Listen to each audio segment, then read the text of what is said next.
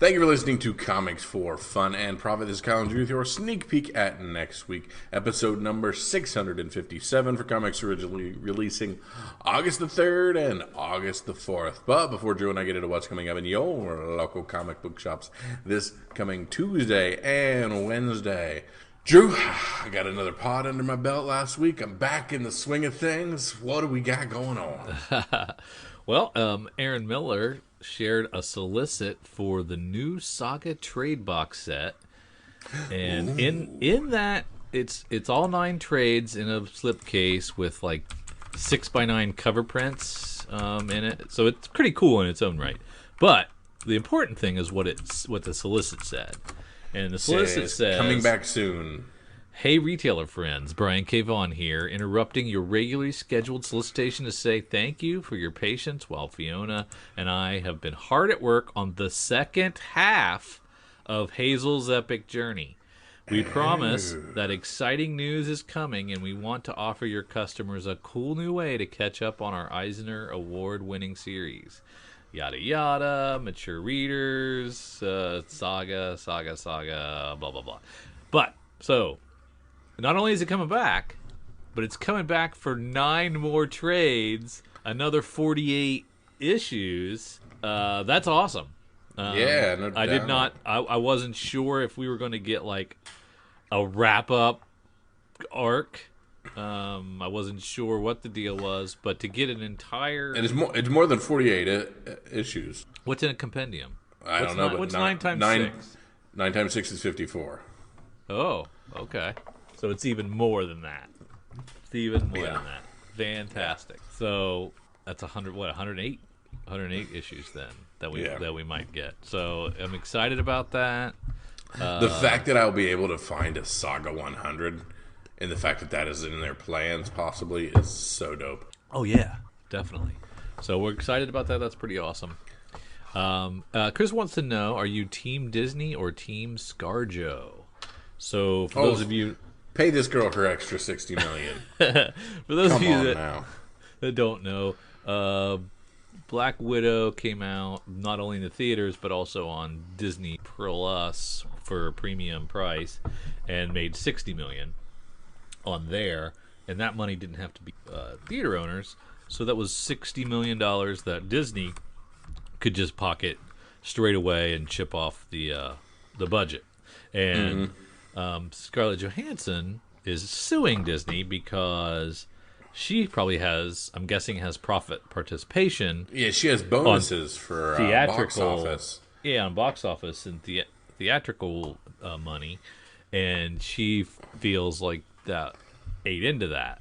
And she needs to also sue all the people that pirated that movie as well, because she needs to sue all of us that looked on our Disney Plus app, and it literally says this will be free blah blah blah September this day, so it tells us the day that it's free for us, which I'm like, oh cool, I've waited 2 years, I can wait another 2 months. I can wait. Yeah, and that's how everyone kind of was on the Slack channel too, is they were talking about, well, I can wait till this date or that date. I'm just gonna wait. I'm not gonna go out. Oh, and that stinks for a Marvel movie, right? That's bad. I mean, this is typically, but I mean, you've heard me say on multiple occasions that this is a story that happens in the past that has very little relevancy to what I think the MCU is currently doing. Right. So if there's any movie I do not care about, it is this one. So, well, it was still good. I'm telling you, it was good. You should watch it whenever it comes out. I enjoyed it. Now, you I'm guessing, are siding with ScarJo and think that she got boned and should get a piece of it. Yeah, because Disney's marketing was all go to Disney Plus and watch it. Yeah. Now, so I'm wondering, so does this mean now all contracts in the future will be rewritten with, if you do pay-per-view day of release, I get this much of it? Yeah, because it counts towards my box office. We did this. I mean, she signed on to do this movie probably like 6 years ago in the grand scheme of things, before pandemic and direct market were a thing for movies. Well, I'm sure she signed on to do a so many picture deal before she was in Avengers. Mm-hmm. So this is just one of them. Well, no, because I imagine this is kind of a new thing, because I doubt she was tied into the box office on things prior to this. Yeah, that's true. But yeah, I mean, I get where she's coming from. It's a little greedy, but I get it. Well, I mean, this is it for her. Her character's dead. This is her last bite at the pie. Yeah. Get it while you can, and this is the only chance to get it. And the mouse is just like, sorry, babe, we're going to do it through Disney Plus. My bad. And then now we have whoever is in Cruella. What's her name? You remember that actress? She is now contemplating suing Disney as well for their Cruella. Yeah, I saw where Disney. Gerard Butler did the same thing, too. What was his movie? He's mad about 300. What's he? Yes. What's his problem? But I mean, I get Disney too, because they're like, okay, nobody's going to the theaters, pandemic. We have a chance to do. We can make some of our money back if we let people pay $30 to see it. I get that. That makes sense. True. Here we go. Direct from comicbook.com. Yeah. The floodgates have opened hours after Scarlett Johansson filed suit against Disney over Black Widow royalties. Gerard Butler has pulled a similar move regarding Olympus Has Fallen. Butler and his team filed suit in an LA court on Friday against New Image, Millennium Media, and Padre Nuestro Productions. The suit alleges Butler is owed at least $10 million from the producers of the film after it grossed nearly $170 global. So she has started a revolution. Yeah, and another way to go is just to not give profit, and but give profit participation across the board and not just tied to box office. No, I think I mean the guys that make the movies take all the risk. I mean, the actors just show up and look pretty. So is somebody still mad they didn't get cast in Man of La Mancha in high school? When you're a jet.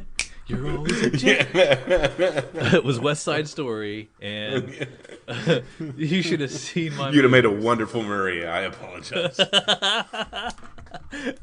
But I mean, this thing has spiraled out of control. You don't need to make $100 million acting. That's not for you. Does Endgame need to bring in almost $1 billion or whatever? That's great. You guys, it was the magic.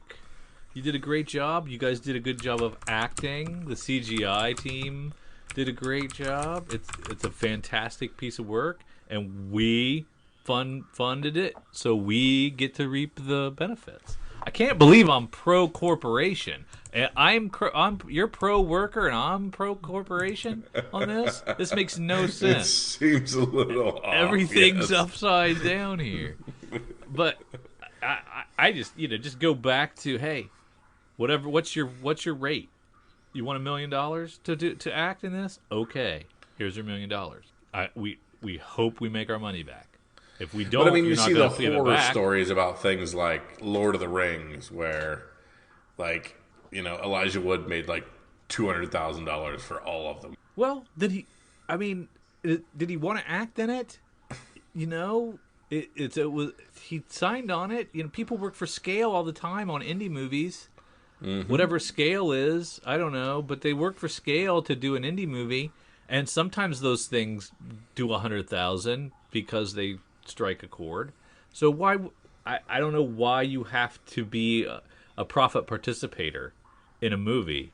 You're just an actor, and nowadays it's less and less about acting in any of the franchise movies, and it's all about the CGI anyway. So I don't know. It does feel weird that I'm on the opposite where you're at. But anyway, great question. Thank you for that. Jason sends this in, dear Kyle and Drew. I know I'm a bit early, but happy birthday, Kyle. Thank you.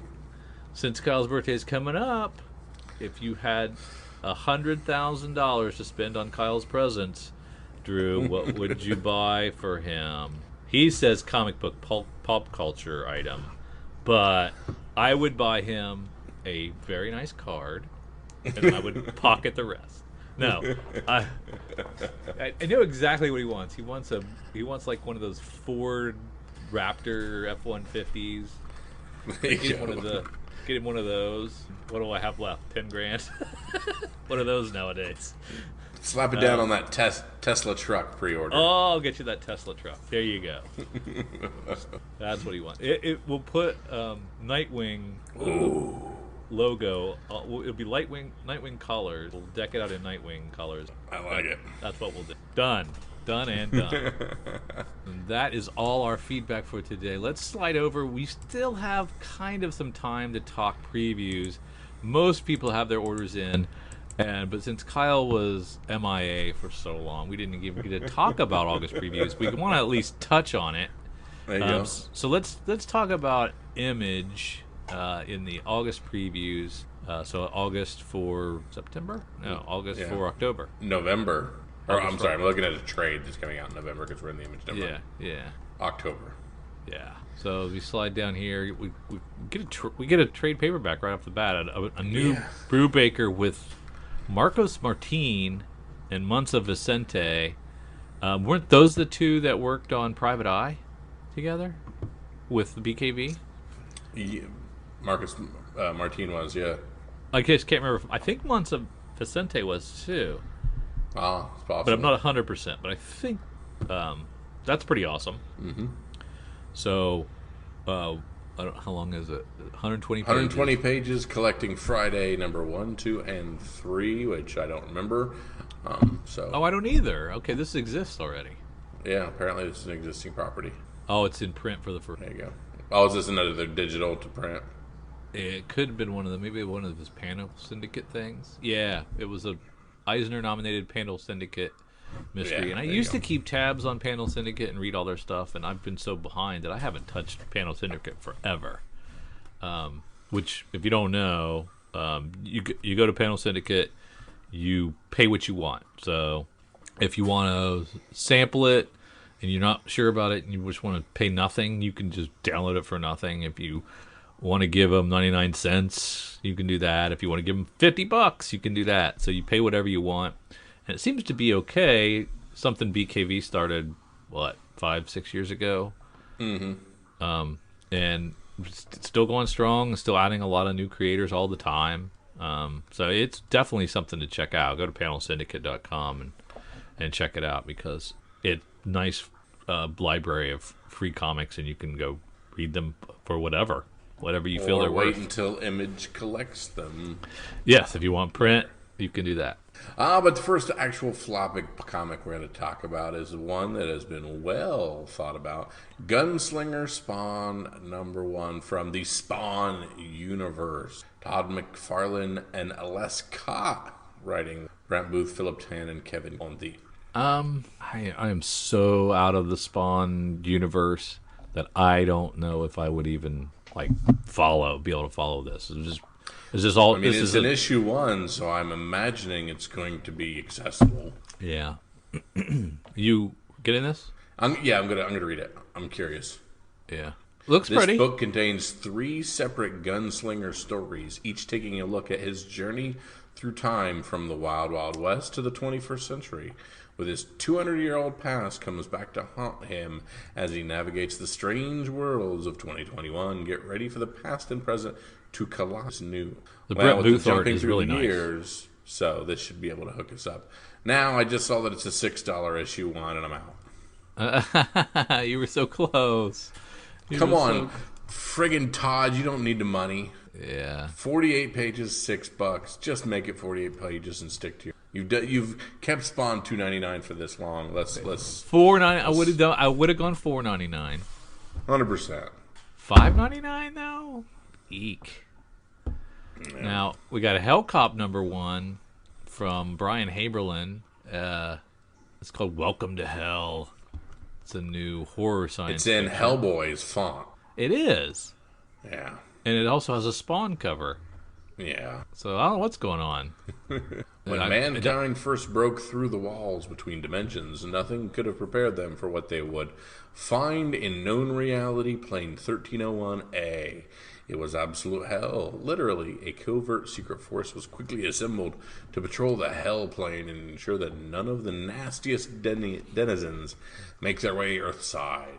They were dubbed the Pan-Dimensional Security Cops, the Hell. Yeah, I don't think I like Haberlin. I don't think I liked any of his stuff, but maybe I have, and I'm getting him confused with somebody else. I don't know. And then we can also celebrate the holiday with a 3D version of Hellcop #1, including an exclusive Halloween-themed cover and a lovely rendered full-color 3D interior. Bagged and boarded with 3D glasses for $8. Yeah. That's just fun. I'm in for that. I'm okay with it. You're in. Okay. Good deal. Did you read the first Magic Order? I didn't, but it looks like I love Mark Millar. Yeah. I mean, is it even out yet? Well, the first one was several years ago, and maybe then.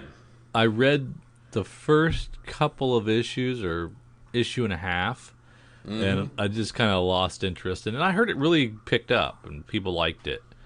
And so now we have a second one, and I'm assuming this is heading to Netflix with everything else. Directly, yeah, all the Millar World stuff. Yeah, so I'm assuming this is going to be on the big screen small screen at some point. Yeah, good looking art, sparse nudity, magic. Yep, I should be into this. But what I am super excited for is on page 52. It's Nita Ha's Nightmare Blog #1. That's a 57 there, Blindy. Is it? Well, it's the look at the page on the page says. Oh, I'm looking digital. 52. Yeah, so you gonna take that back? Huh? No, because you use digital pages to tell me where to start for image, and then you just switch to physical pages, so that's your fault. Is it really? Okay. Anyway, Nita, can I finish the title? Nita Hall's Nightmare Blog #1. Writer Rodney Barnes, artist Jason Sean Alexander, and it's crime, mystery, horror, supernatural, like all that stuff. You push it all together. It's 32 pages. Kyle, they're keeping it at $3.99. They're not doing any kind of oversized thing. This is from the universe of Philadelphia, which I enjoyed. Okay. It's a new tie-in horror series. So it's series. vampires, yeah. Maybe something else. I don't know. Jimmy Sangster might have left Maryland for the vampire-infested city of Philadelphia, but there is still untold evil lurking the streets of Baltimore. The demon Corson has surfaced from the underworld to possess a once wronged man, and his vengeance will come at the cost of humanity's despair. But Jimmy's former lover, Anita Hawes, a woman with demons of her own, has begun a quest to root the evil out of her city. Guided by the ghost of her dead brother, she must come to terms with her own past, lest she join her brother in a state worse. The supernatural vibes of Lovecraft Country pair with the universe building mentality of The Conjuring to create a horror thriller perfect for fans of Philadelphia. And looks pretty good. I like the art. Looks spooky.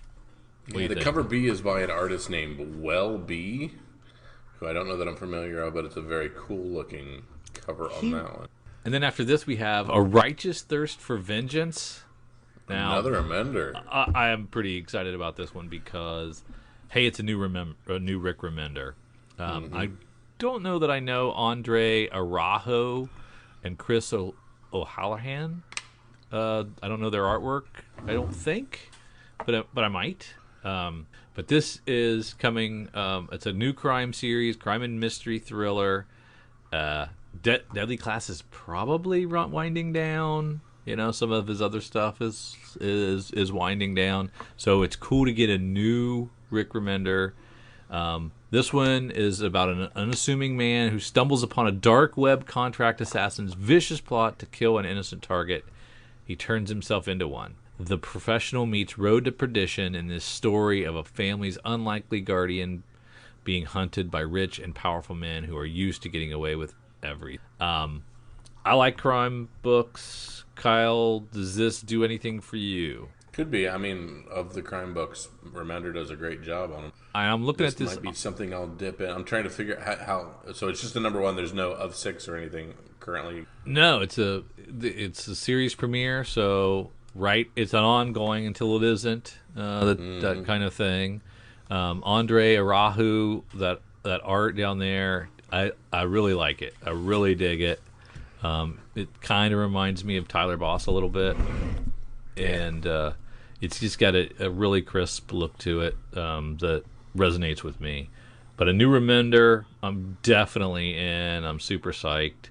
It comes out October 13th. It's $3.99, 32 pages from Image on page. What page is this, Kyle? You want to correct me this time? Page 54.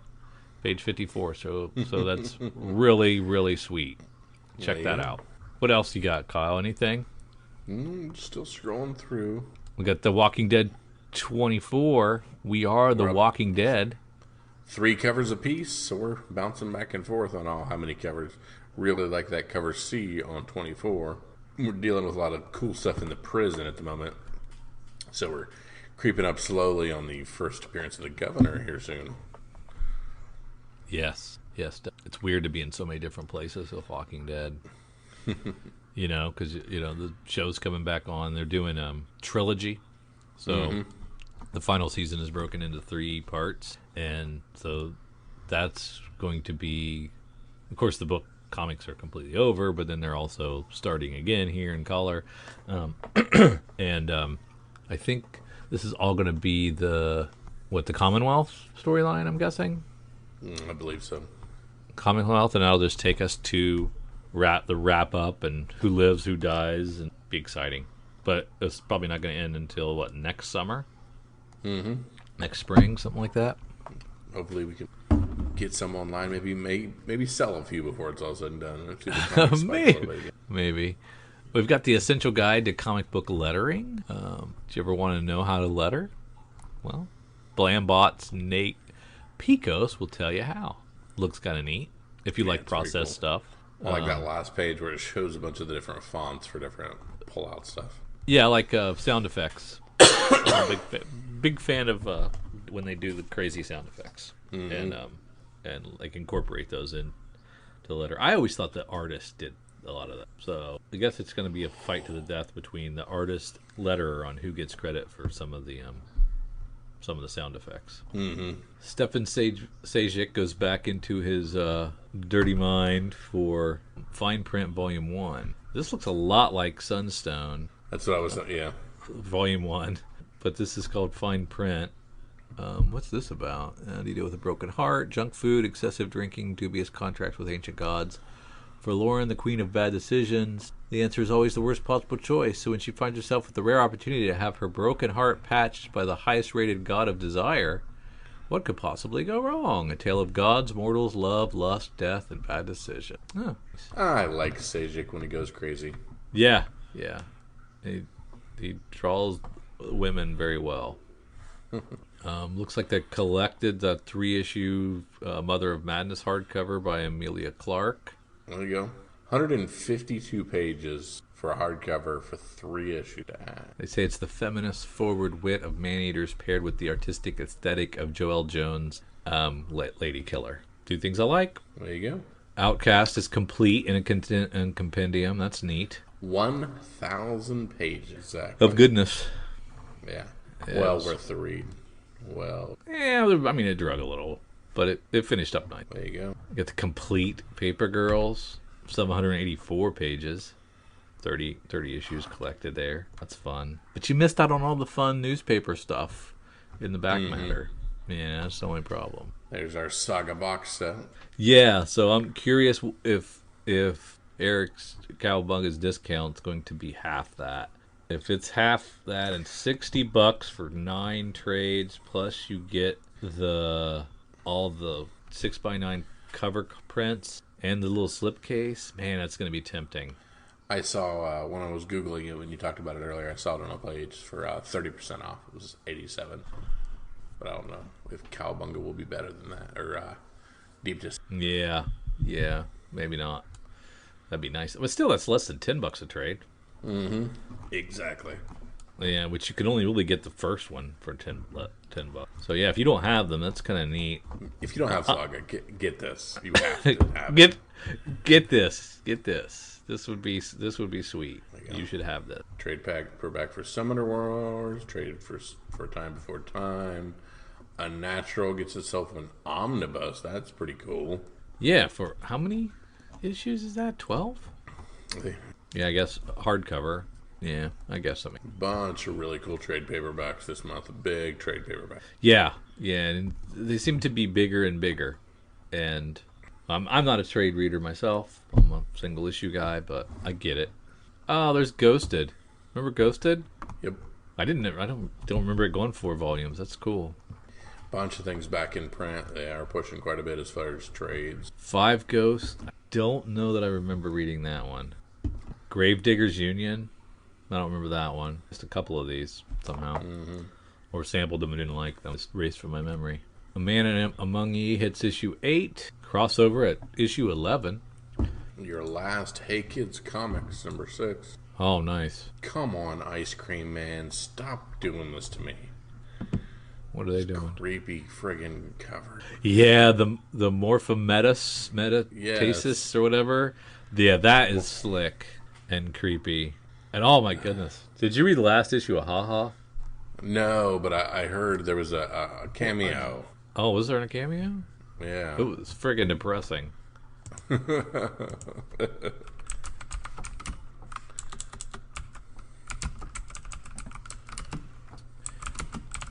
We're almost halfway through Jupiter's Legacy Requiem. We're on issue 5 of 12.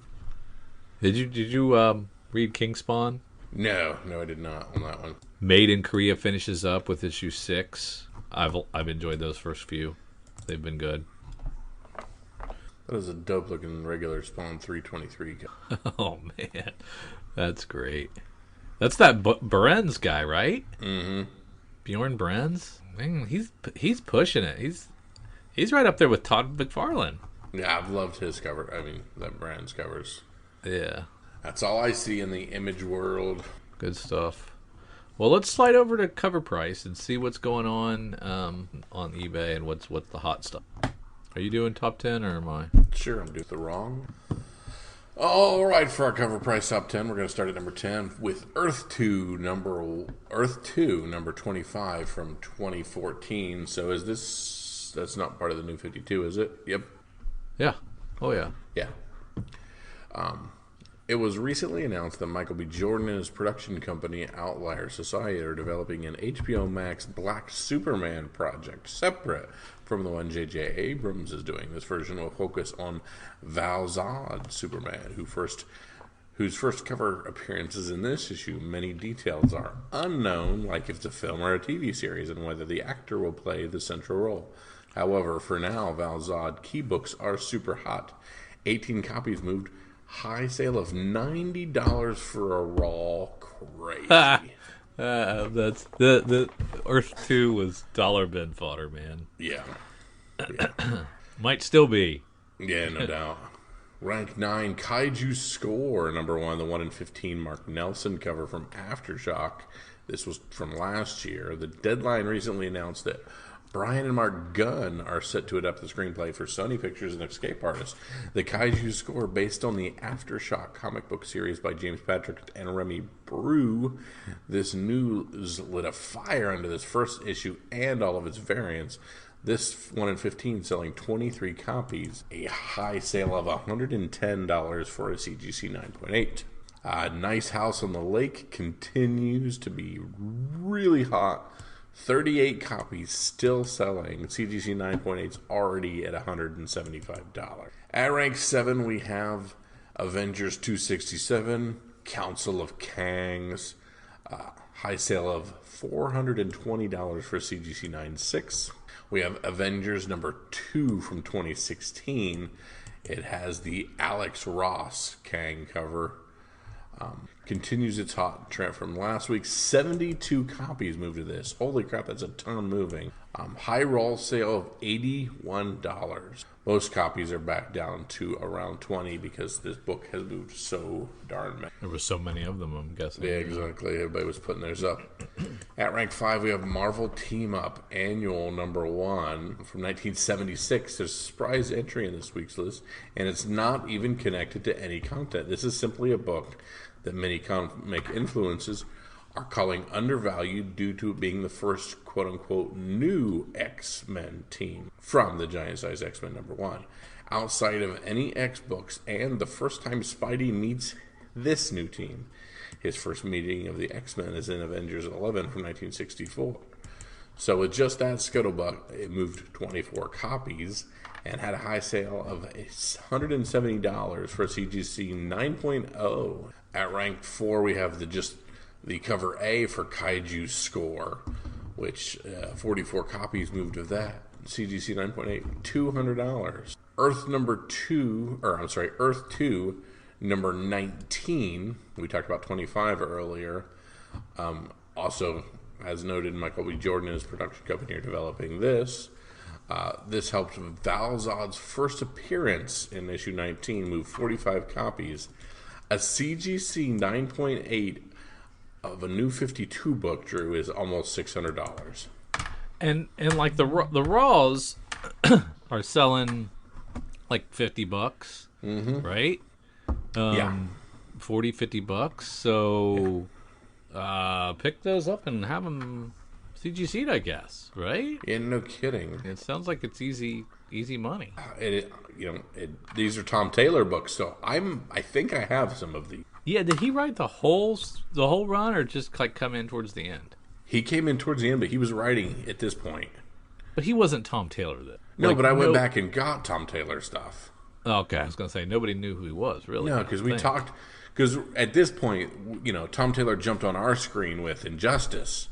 Yeah. And then we were reading him in Earth 2, and we were talking about how Tom Taylor's success when we pulled him out of continuity, like things Earth 2 and Injustice, where he didn't have to file we did have that conversation. That's the right. currency of the day format. So when we called it back then. Exactly. So when we had that conversation, I went back and was able to pull a bunch of Tom Taylor Earth 2 stuff out of short boxes when we had a good local comic shop back then for next to nothing. Yeah. I just don't know if these are in there or not. I remember reading the storyline, but I don't remember if it was from my own floppy comic. One of the guys was posting something on their LCS where there was a sign. It was on our Slack, but there was a sign that said, "We reserve the right to." Yeah, it says due to the fluctuation, and we reserve the right to check eBay. And I was like, no. No, I don't even think they were pricing their comics. They were just like, if you want it, bring it up. We'll let you know what it's going to cost. Oh, that's even crazier. I mean, I would walk leave right the out shop of that immediately store. and never come back. I'd probably flip a table. That's baloney. Because you're essentially asking that people, hey, you do our job for us. I mean, yeah, we're too lazy to price our own books and keep up on trends, and we're greedy, and we're not. Even though we've paid 50 cents for this, we can't allow you to pay $3.99. Yeah. Bricks. And I get it. It's very difficult to be a shop owner at the moment with the way things are popping off, and I get that. Not if you're a present shop owner. Not if you're exactly. Not if exactly. If you're a lame duck shop owner that just delegates, and you're paying wage slaves to do it. Sure, but if you're around the shop paying attention, it's not a problem. Mm-hmm. Exactly. And that's why we've always gravitated to people like James and Eric, because they pay attention to the market. They're active in the market. They're watching the market. They're watching the trends and things like that. And they're not greedy assholes. Exactly. So there's a right way and a wrong way to do that kind of thing, but it's crazy. But that was Earth 2, number 19. Rank 2. Basilisk, number 1, the second print. This under-ordered second print is still on the list this week after being on here last week. 38 copies selling. Prices are currently $61 for raw. And Drew, I talked about this book. Excuse me. Star Wars High Republic Adventures. Yeah, I'm sad. Star Wars heat seems to be picking back up a bit. With no Marvel Disney Plus series to steal all the attention, this issue of High Republic Adventures features the first appearance of Taubata, Liaz, Gyaltzy, and Afihalo. It's unknown where these characters will go in the Star Wars universe, but the market sure is interested. 61 copies moving, and a high sale of $25 for raw copies. That's why we talked many times about dipping into the Adventure series, because we were having separate first appearances from the Marvel series. Yeah, and that might be your grandkids' Star Wars. That maybe I can't imagine all these are going to continue to stay hot, but all these but some of them will be around. Yeah, and in the rank 11, there's a 1 in 10 version of that same issue 6 that's selling for $66 for a raw copy. At rank 12, we have Never Never #1, the heavy metal we talked about last week or the week before. Slipping out of the top 10, this new title from heavy metal received fanfare for its dark take on Neverland from Peter Pan. Sold 37 copies and had a high raw sale of $30. At rank 13, we have Spider-Man #1 Silver, this from 1990. Oh, wow. This famously homaged McFarlane cover landed on the runner-up list this week with 20 copies sold. Weird. I had a high sale of $160 for a CD. You just never know what people are into. Yeah, and we went to silver, not the gold, or yeah, right. Number 14 is Future State Teen Titans #2, the Dust and Wind variant. We still don't frickin' know who Red X is. This is the one that our good friends at Cowabunga, Eric, specifically said, you guys are getting this. Yeah, he said, this is going to be hot. You need to buy this. Yep. I'm like, all right. He was right. He was right. Rank 15, we have Stray Dogs #1. Continues its has a new high sale of $535 for a 9.8. Jeez. With 25 copies sold. I cannot believe to go up that high. Rank 16, we have Dark Blood #1 from Boom. I keep getting that confused with Blood Red from Aftershock every time I see it hit on this. Yeah. This is screenwriter LaToya Morgan, who's written for The Walking Dead and Into the Badlands. Some AMC work product there. Sold 37 copies and $10 for a raw. That's your standard book comes out, spikes, doubles in price. That's your bread and butter right there, folks. Mm-hmm. We've got the 1 in 50 Moon Knight #1 from Elizabeth Torque.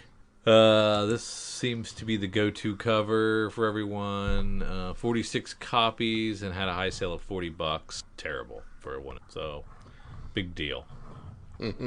Rank 18, we have the Infinity War #1 from 1991. A sudden burst of nostalgia seemed to cause the latest high sales of the Infinity War.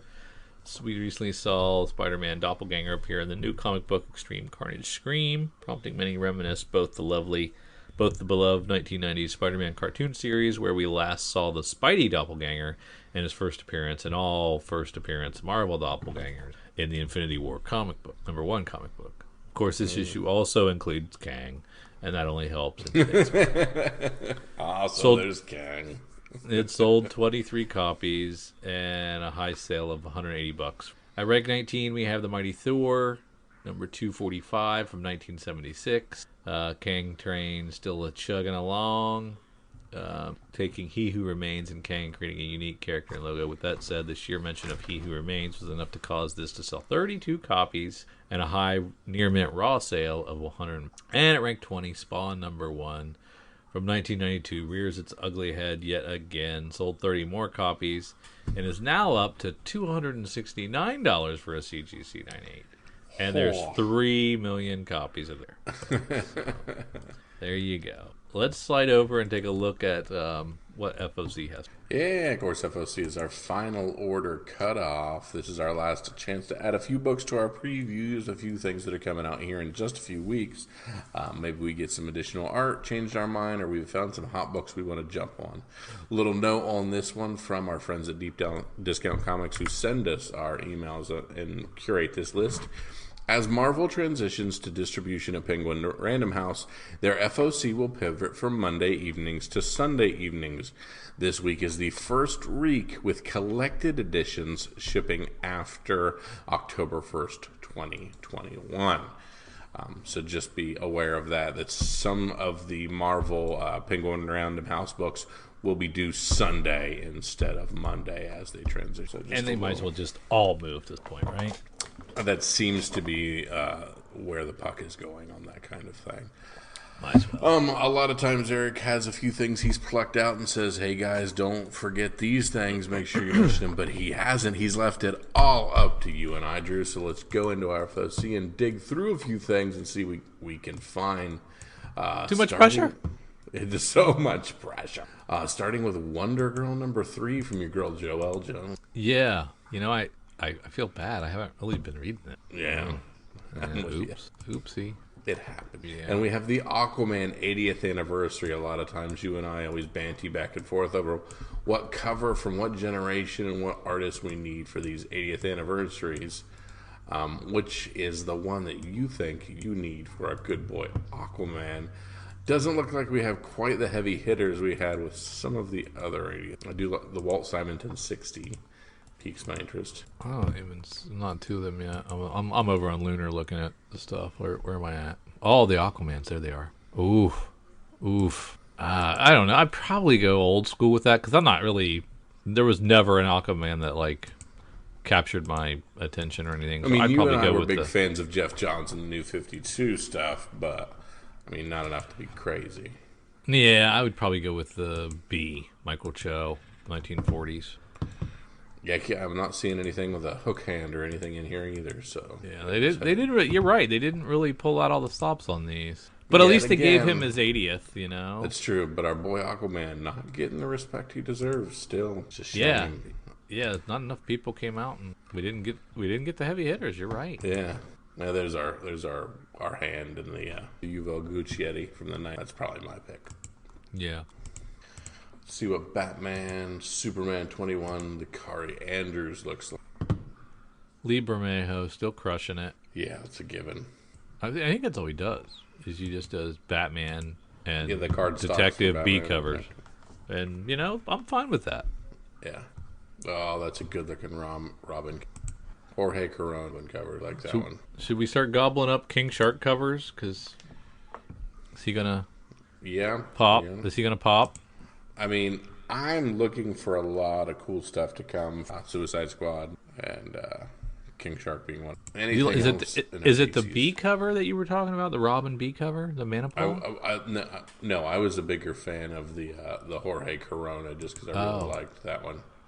Yeah, I do like that one better. We got that Superman 78 debut. I think that'll be a fun throwback. Which one is it? The Superman 78. Okay, yeah. And then we get the second issue of Superman, Son of Kal-El, or Tom Taylor. Mixed reviews on that. Not everybody is loving it. Which, up to this point, Tom Taylor's been infallible. So. I do like the cover on the A better than the previous. Yeah. See what in here, please do. I hate that. I hate the cover B. Sorry. What about Mullet Cop from Scout? If down in the Scouts, absolutely, you got to pick up Mullet Cop #1. Did you see the price? Oh no, $7. That's just that's a 10 copy incentive, homie. Let's just go for an A. No. Oh no, you're right. The 10 copy incentive is $35. Jeez. Yeah. Seems high. Seems a little high. Yeah, can't do it. Want to do it, can't do it. You had me at Mullet. Yeah. You lost me at your pricing. You lost me with, am I going to jump at that for $7? The answer is, heck no. Heck. I mean, this is going to sound weird, but like the audacity of Scout to be like, give us $8. Yeah, for our #1, unproven. Yeah, it's $7. That's cool. So the Eastman cover is actually out on TMNT. Yeah. It looks like our turtle has some fungus stuff happening, but that's just his fist. But usually we don't even get that Eastman cover, but got it this time. I'm not sure if it's better than the cover A. I kind of like the cover A better. Cover A was pretty neat, yeah. Yeah, What is Transformers Shattered Glass, Kyle? That's what I'm reading about right now. What are they doing? In issue That's number just a one, new many arc? kilocycles after the Cybertronian war has destroyed Earth, Blur, an evil Autobot seeker, hunts his newest bounty, who holds a piece of information that could reignite the Cybertron. Just a new story arc, basically, and they're just strolling it into a new... Yeah, well, we're kind of in the future in this one. This one's a few moons gotcha. later, yeah. Gotcha. Why do we have... Oh, it's the 25th issue, so Ice Cream Man is giving us 5 covers, including an anniversary wraparound. Yeah, that's crazy. With a lot of people in that one. That's pretty cool. We have one that looks a little like Sinkovich, but it's not Sinkovich. And then we have a Yuko Shimuzo, which is a really fun one. And then we have a Zoe's Thorogood, which is super creepy. And then a straight up A. There's Chris O'Hallahan. I knew him from somewhere. He's sometimes on Ice Cream. So King Spawn here is going deep down to 101 or a 1 in 250 incentive. That's a signed copy. Yeah, this was a big deal. He said he's doing 250 of them, and that's it. And if he ever sees a King Spawn, these are signed. And if he sees a King Spawn #1 at a con, it's on his do not sign list. So this is the only way, he's saying, to get King Spawn signed, because he will never sign it other than you buying this copy, which is super greedy and kind of a dick move, but that's what McFarlane wants to do. That and his... What was his other thing? What did he just try to charge for something we were complaining about? Oh, Gunslinger Spawn. Which, yeah. If we're looking at King Spawn is also a $6 book. Yeah. So maybe he's having However, if you are into King Spawn and you want to reach for the highest of the highs, Cowabunga can hook you up. They even have a bundle with everything, including the 250 copy incentive, for $700, or they have everything through the 50 copy incentive for $115. So that seems like actually a pretty good deal there. Oh, but they're not doing the one through the A through G without the high incentive. So those are just standard. Seems like a missed opportunity. Well, what is it? Like the only two bundles are with a 1 in 50 or with the 1 in 250. Oh yeah. Like you can't, like you're not bundling all the regularly priced covers, the 7-8 covers, individually priced. You can do all those for like $16. Yeah. Get the second printing of Sweet Paprika. It rushed back pretty quickly. Yeah. Than a regular. I was just complaining about McFarlane being greedy, but he does still have his regular Spawn at $2.99. Yep. Which is pretty cheap compared to everybody.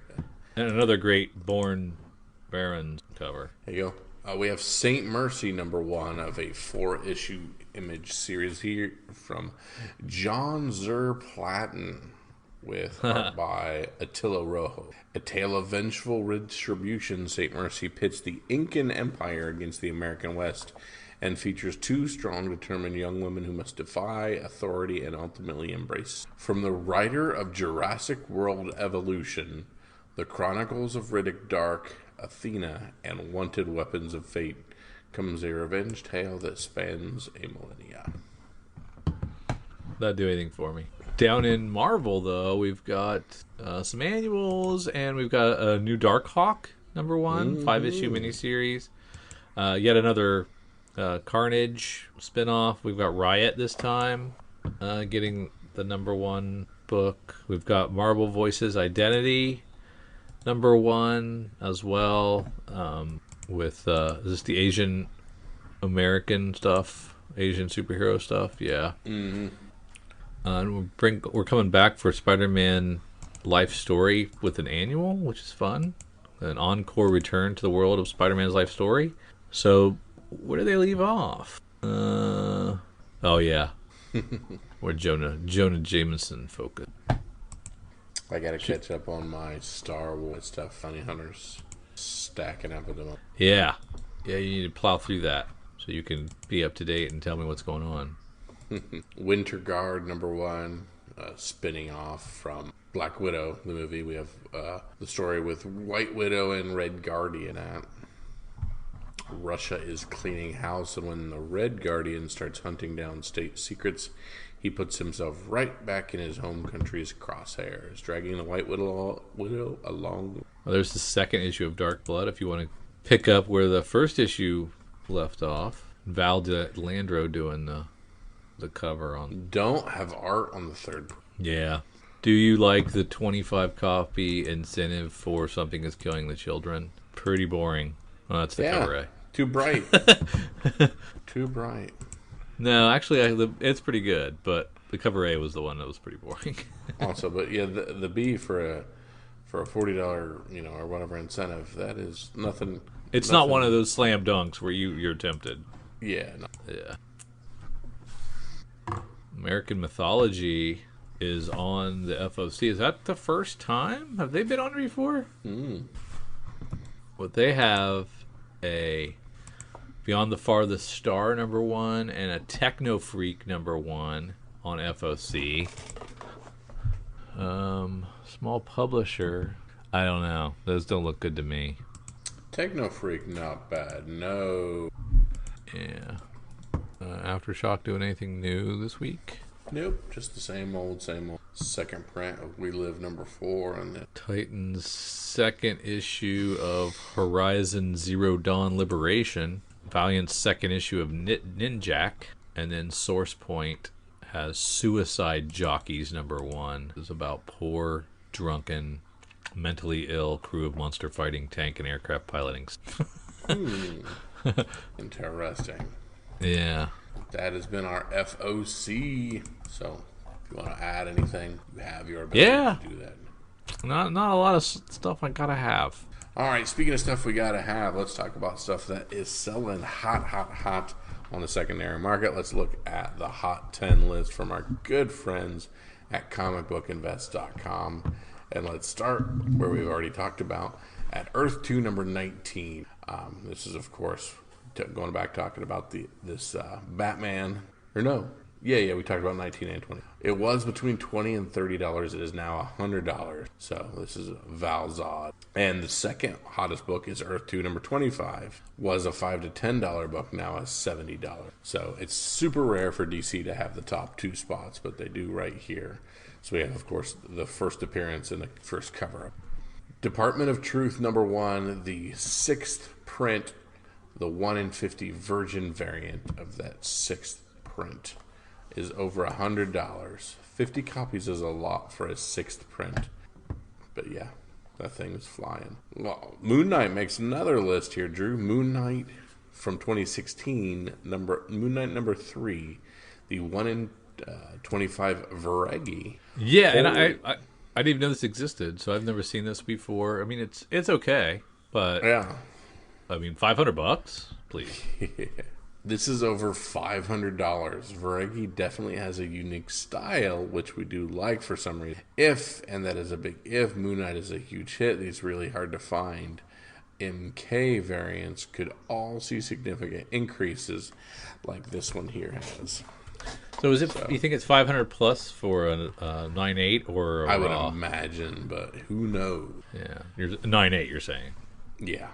Yeah. If I had to guess it. Avengers Classic #8 is at rank 5. This is an oldie but a goodie. $25 to $30. What I love about this hobby is trying to understand the why behind collectors and why they spend their money. But hey, if people want to pay $20 for facsimile versions of New Mutants 98 and IH1 IH181, Incredible Hulk. I was the I just completely threw me off. Yeah, for some reason. yeah. Why not $25 class? Yeah, did you saved two characters by saying IH instead of Hulk. Yeah. That's true. At rank 6, we have Exiles #3 from 2018. I mentioned this only almost 10 last week. It has continued to rise and is now up to $50. A 9.8 of the Mike McCone variant sold for $900. This is not an easy book, but I still just wonder what its long-term prospect can actually be if people are buying simply because of the What If show. And this is a Peggy Carter Captain America cover. Yeah, it's At weird. rank 7, we have Black Knight, Curse of the Ebony Blade number 5. We have the Stephanie Hans 1 in 25 variant, currently going for $40. Honestly, not sure what is up with this book. I do like Stephanie Hans most of the time, and the color on this definitely pops. All the variants Stephanie has done in this series are very good. May have to eat my words here, Drew, because at rank 8 we have Something Is Killing the Children, the 1 in 25 Wesley Craig variant. 35 to 40, the train just keeps rolling, even though no retailer should be caught surprised at the series. I don't like that cover very much. I don't either. But it's making the rounds too, so perhaps regardless of the cover, they're going to do well. Yeah. Champions number 1, the Alex Ross 1 in 100 variant. I just couldn't ignore a $1,700 sale for a 9.8. And anytime we can put Alex Ross on the cover of the Hot 10 is a good thing. And any variant that has Kamala Khan without her big hand is also a plus. At rank 10, we have Shang-Chi number 3 with the Michael Cho 1 in 50 variant going for $50 to $60. This cover is exactly like the movie for me. I can't make up my mind if I'm excited for it or not. What does everybody else? Well, you know what? I'm excited for The Legend of Shang-Chi now because it's the dude from Kim's Convenience. Oh, yeah? Is the brother on Kim's Convenience is going to be Shang-Chi, which he's a pretty cool character, and that's a fun Netflix series if you don't know. So I'm more excited for it now than I was because now I know who the actor is. Excellent. And we have our honorable mentions. The United States of Captain America number 2, the Hernando Souza 1 in 25 variant, mildly selling above ratio, the $30 plus range, tights on only one of her legs. And from our Wayback Machine, we have Psychoanalysis 4 from Varios with a Jack Kamen cover. 9.4 gains, sold for $1,400, which is 3 times what it sold for 2 years ago. What a weird comic. Dude gets rejected on a wedding proposal and sees a psychiatrist. And this is a comic. I wonder if 60 years from now, collectors are going to look at comics from now and think, we're this crazy. Never mind. I don't need to wonder. It will definitely happen. Yeah, that's like, it's got the Comics Code stamp. It's a 10 center. And it's got that classic bar on the left side that has the heads.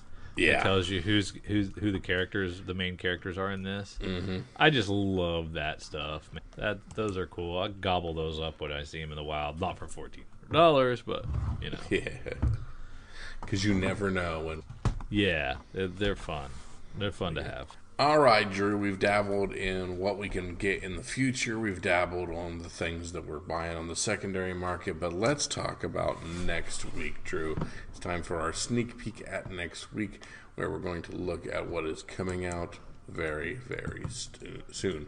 Let's start with our good friends Lunar Distributions and see what DC has for us next week. Well, we got a Delato cover B for Batman 111. Very nice. Mm-hmm. We've got the Suicide Squad cover C cardstock, which looks very derivative of something, and I just can't put my hand on exactly what it is, but it reminds me, it's reminiscent of something. Mm-hmm. But it's not a bad cover. Nothing special, though. Right.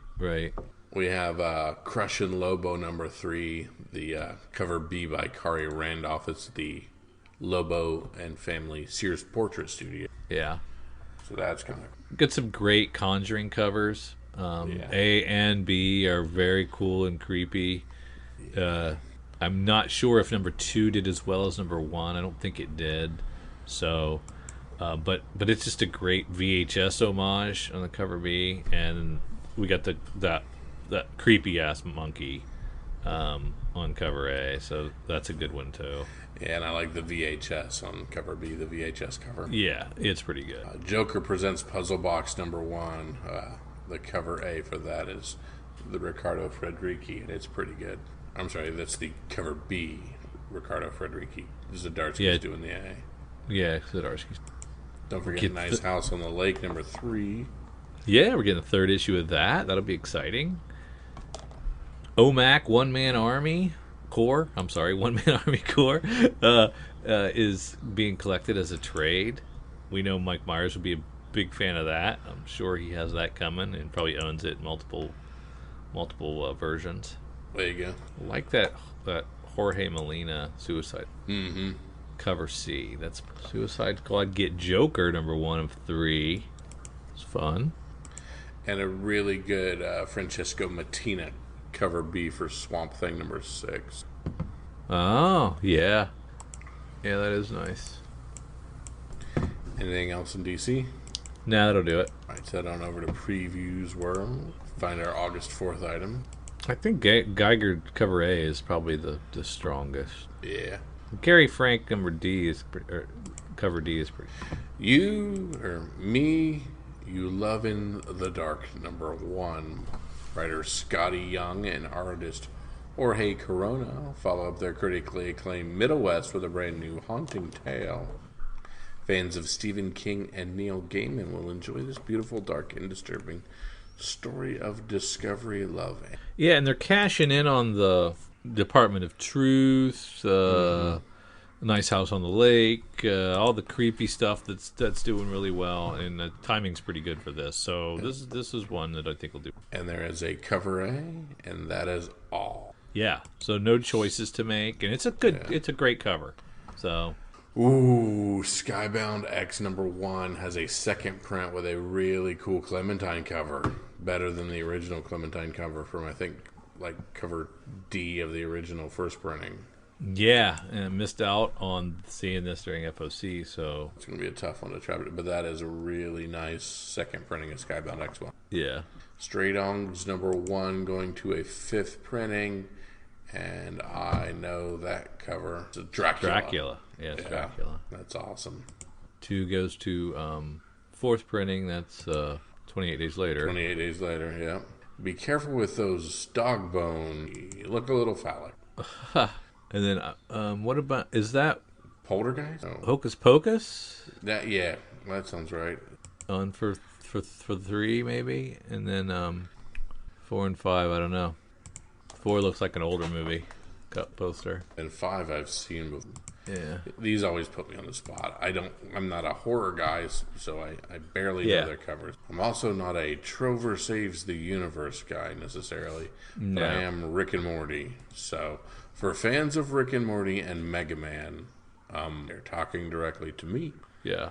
We've talked before about damsels in distress covers and how there's people that like those. Well, there's in Cyberpunk 2077 issue 2, there's a guy putting a woman in a chokehold and put her in a sleeper hold, and she's falling unconscious, it looks like. I'm assuming that's a woman. Might not be.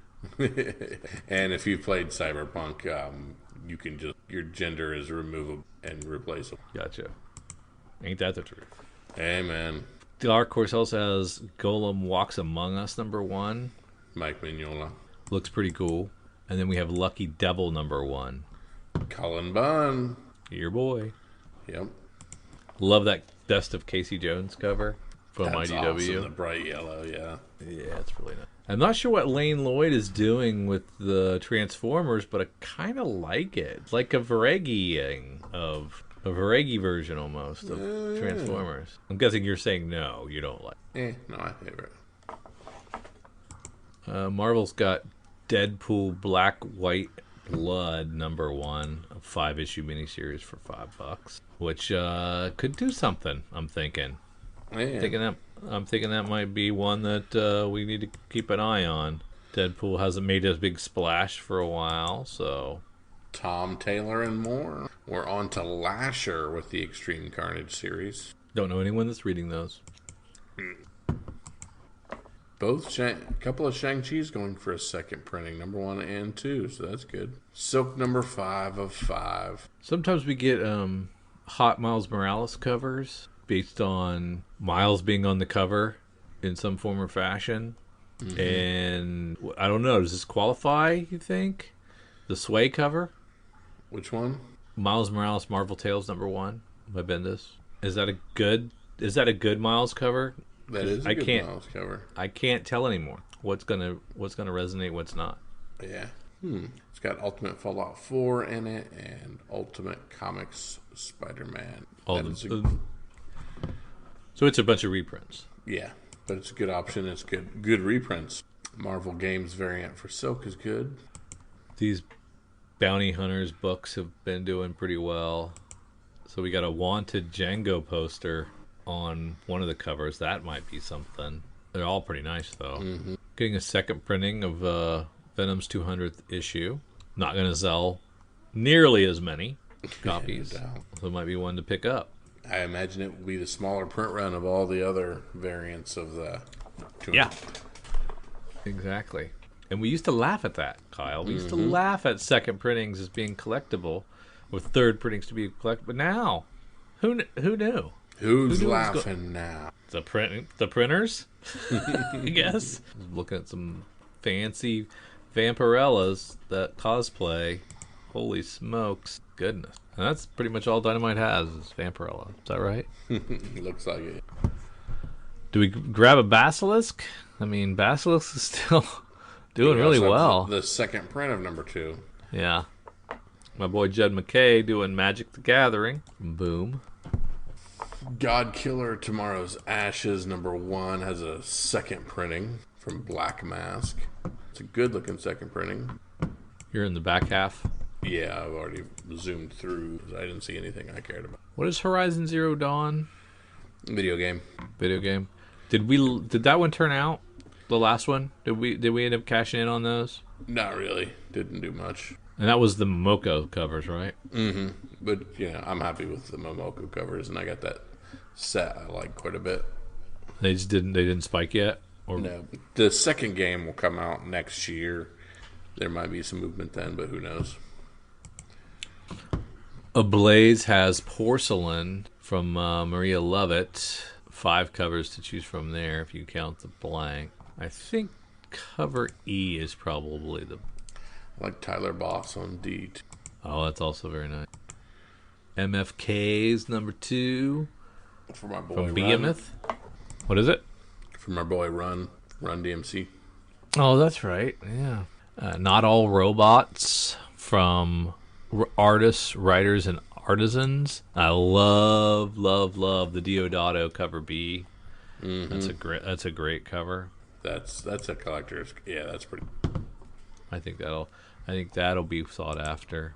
But I don't know if AWA's really spiked that much at all. Not really. Their books have. Getting the 3rd issue of Red Room. I've heard great things about that. It's supposed to be pretty wacky. From Scout Comics, we have We Don't Kill Spiders, number 1 of 8. And then Ahoy gives us Snelson, number 1, about an edgy stand-up comic, which looks pretty good. Mm-hmm. And only 1 cover there as well. Kind of like that one. Gonna have a lot of trouble picking today. Yeah. Anything else you find? You touched on We Don't Kill Spiders, and I think that's it. All right, Drew. This is the Point Podcast where I ask for your pick of the week. What is the one book that, as we're digging through all these things coming out next week, you say that we have to pick up and have because it is the one to have? Man. What do we got? Man. I think I'm going to go with Me, You Love in the Dark from Image. I've got that one up right here as well. That's the Scotty Young book with Jorge Corona. Yeah. Right there. I've left the tab open for Lucky Devil number 1 from our boy at Colin Bunn from Dark Horse. I was also kicking around God Killer Tomorrow's Ashes, that second print. We talked about that Not All Robots cover. Nah, We Kill Spiders. But I'm going to go with Lucky Devil number 1 from Dark Horse. And that's the Colin Bunn? Cullen Bunn book for fans of Six Gun, Harrow County, and Locking. I like all those. There you go. So we thank you so much for tagging along with Drew and myself. We appreciate you making it this far into the podcast. And if you've made it this far, you obviously like us. And if you like us, head on over to patreon.com, search Comics for Fun and Profit. Join our community, be part of the process. Jump into our Slack channel and talk with us. Be part of all those conversations, get early interviews, early podcasts, all the fun stuff. Join our community. We would absolutely love to have you win fabulous prizes. Not just making that up. There are some dope prizes for people There who are join the awesome. Patreon. comics coming to your way for being a patron, being a new patron. There are all kinds of prizes being given away. It's the gift that keeps on giving. Being a patron, it's amazing. Do it, just do it. Absolutely. So all the cool kids are doing it, and we all know everybody wants to be a cool kid. So we thank you so much for Drew and for myself. See ya.